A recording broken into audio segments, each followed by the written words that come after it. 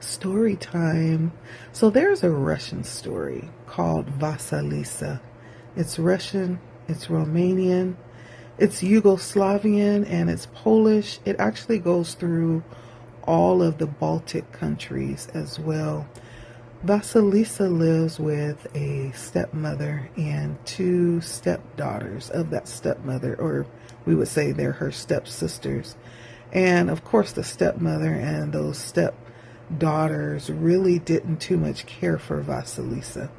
In one way, it's because she's very lovely, very pretty, and she has this very innocent quality about her. On top of that, they feel like she's a bit of a goody two-shoes. And so they tell her things like, go sweep the floor. And she does it without complaining. They tell her to go sleep in the corner and stay away from the fire. She does it. And she doesn't complain. Well, one day, the stepmother and the stepdaughters conspire.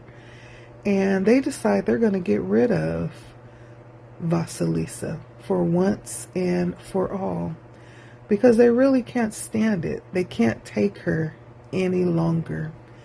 And on top of all those other things that I named, she's a bit of stuck up, like snobbish too. And so she's that way without really meaning to be that way. And so what happens is they say, let us conspire to make the fire go out, and then let us send Vasilisa into the forest to Baba Yaga the witch to get fire for our heart. And when she gets to Baba Yaga will kill her and eat her, so that evening when Vasilisa comes home from getting, wood for the whole house, she realizes that the house is very dark. She's a little concerned. So she goes to her stepmother and she asks, what's going on? What are we going to do? How will we cook? What will we do for light? It's so dark. And so the stepmother looks at her and says, you stupid girl. Obviously, we don't have any fire, and I can't go out because I'm old, and my stepdaughters can't go out into the woods because they're afraid. So you're going to have to go out. You're the only one that can go into the forest and find Baba Yaga and get a coal to start a fire with. So Vasilisa says, well, okay, I'll do it. So she goes out into the woods, and the woods get darker and darker. Sticks start to crackle under her feet, and she starts to become a little bit scared. So she reaches down into her pockets of her apron. The pockets of the apron are very long and very big, and inside the pockets is a little doll that her real mother gave her before she passed. And this is like the only thing that her mother has left her, was this little doll. And Vasilisa pats the doll in her pocket, and she says, oh, I feel so much better. Like just touching the doll, I feel so much better. And so at every fork in the road, she would reach down into her pocket and she would consult the doll. And she said, well, should I go to the left or should I go to the right? And then she would sense that the doll would tell her yes or no, or left or right. And she followed what she felt was emanating from the doll. Now, Baba Yaga is a very fearsome creature. Baba Yaga travels in a cauldron, not a chariot, not a coach, not on a horse, but in a cauldron that flies all by itself. And she sweeps out her tracks of where she's been with the broom that she carries in that cauldron. And the cauldron goes flying through the sky with Baba Yaga's long nose that reaches the tip of her chin. And she has warts and long, greasy, gray hair. And she has long, thick, yellow fingernails as well. Baba Yaga lives in a house that's even more peculiar. She lives in a house that is on chicken legs. And the house walks around on those chicken legs. They're huge. They're like giant chicken legs, right? And they carry the house about, sometimes twirl about. And the house is surrounded by a fence. And that fence is made out of spinal columns of unalived people. And on top of each picket of the fence that's made out of a spinal column is a skeleton's head. And out of the skeleton's head, out of the eyes and its nose, the cavity of the mouth and its ear holes comes light, so that Baba Yaga's house is surrounded by a circle of light that emanates out of these hundreds of skulls of the people that she has unalived. So Vasalisa sees a glow far away in the forest and realizes that this must be the house of Baba Yaga. And so she consults with her doll and she says, "Is this so?" And somehow the doll seems to answer and say, "Yes, it is," before she's gotten anywhere near close to that house. Baba Yaga descends in her cauldron and says, "What do you want?" to the girl. So the girl says, "I come for fire. My house is cold and the people that I live with will die. We need fire." And so Baba Yaga says, "Oh, you useless child. How could you let the fire go out? That's so terrible. And what makes you think that I should give you fire?" So she consults her doll and she says to Baba Yaga, "Because I asked Baba Yaga." And so Baba Yaga says, "You're lucky that that was the right answer." So Vasalisa feels very lucky. So she feels like she gave the right answer, but she doesn't know how she did that. Baba Yaga says, "Well, I can't possibly talk to you about giving you fire until tomorrow morning. But in the meantime, I do have a task for you. If you can perform this task, I'd be more than happy to give you fire." So Vasalisa says, "Okay, what is the task?"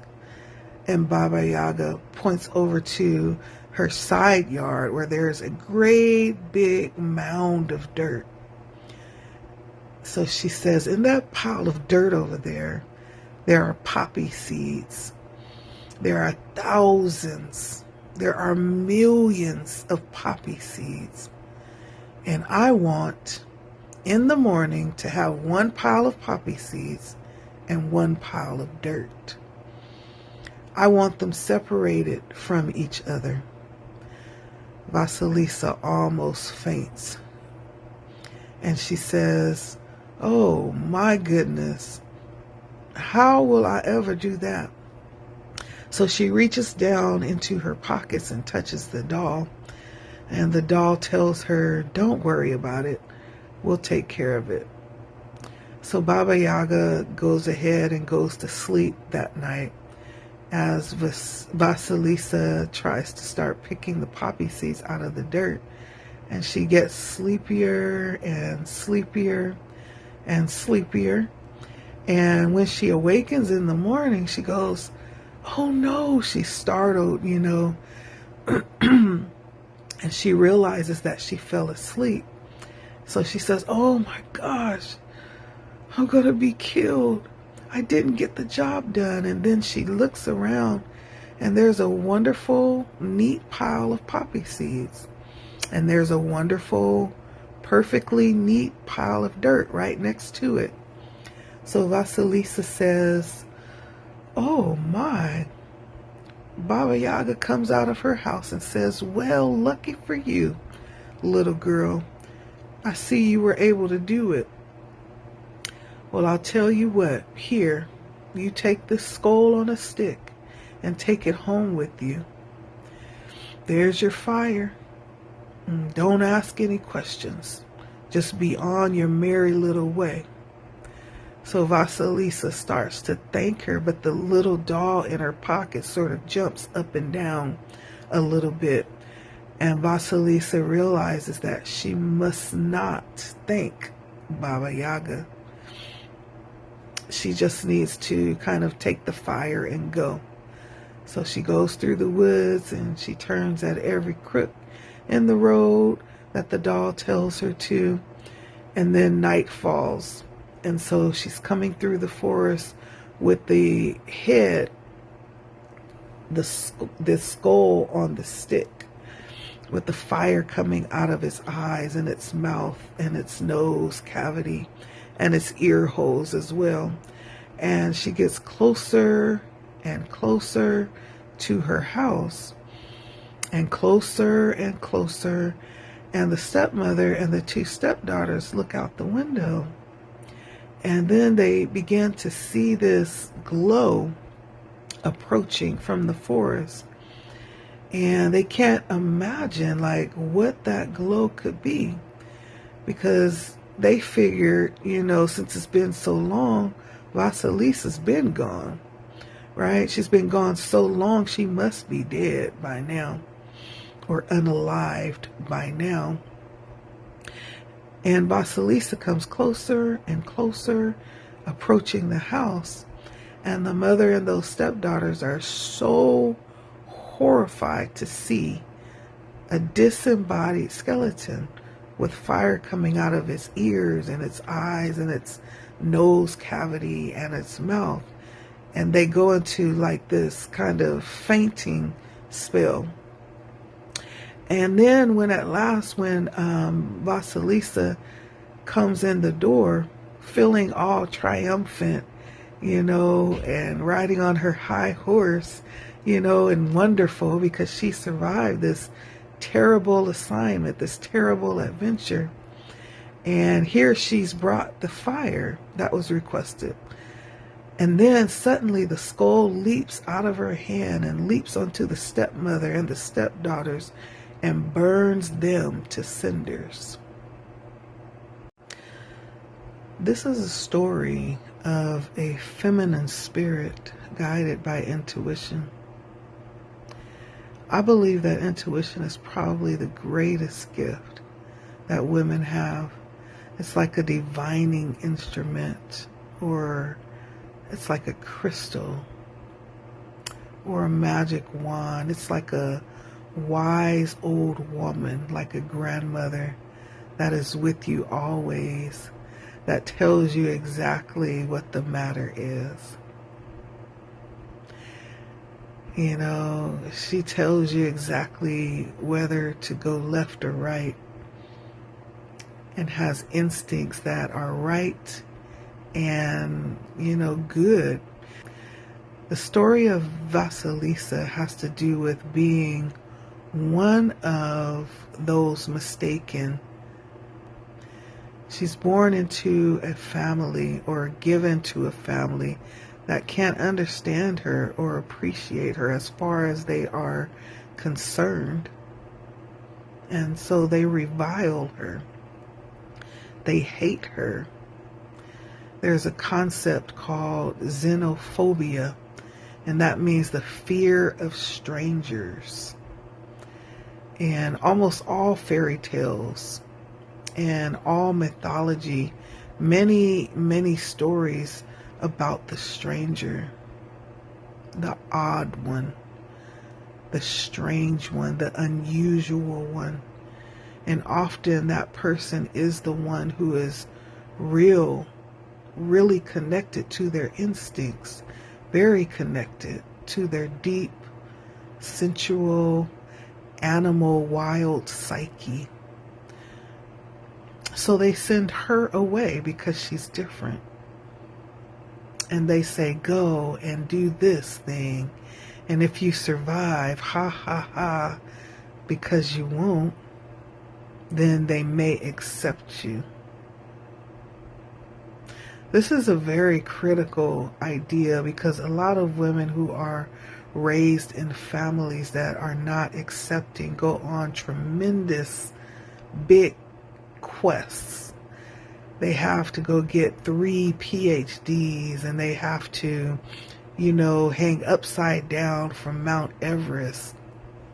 And they have to do all sorts of dangerous and time consuming and money consuming things to try to prove to their family, how much they have worth. No, no, no. That's not the way to do it.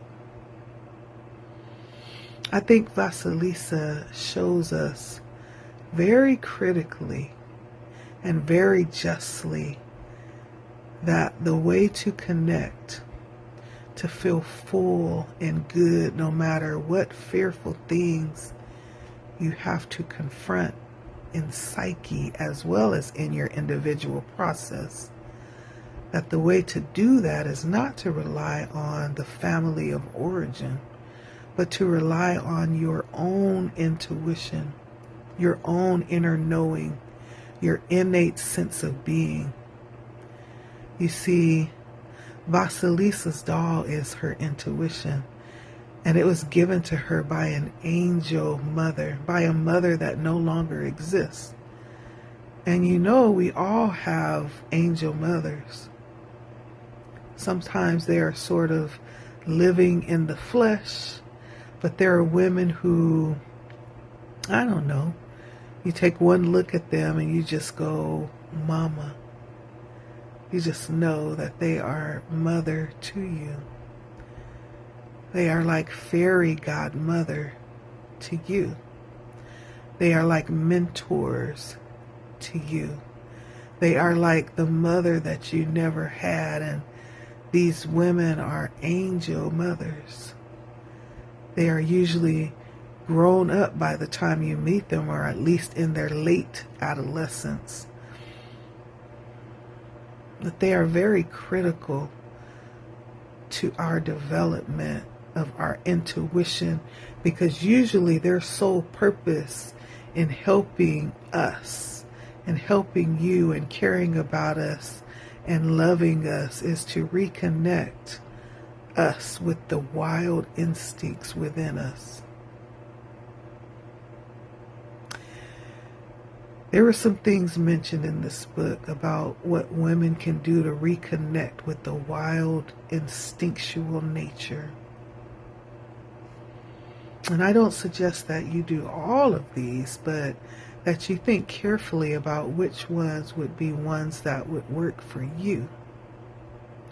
The first one is to not conform to ideas without actually properly vetting them, properly examining them first.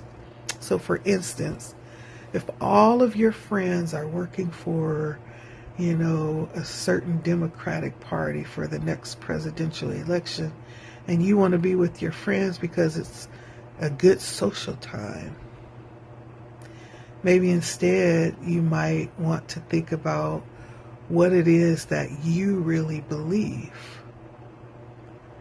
Maybe you don't want to be with your friends, at least not in that context. Maybe you want to be sitting by the side of a beautiful stream with wonderful swamp irises all around you, eating bonbons and reading movie magazines.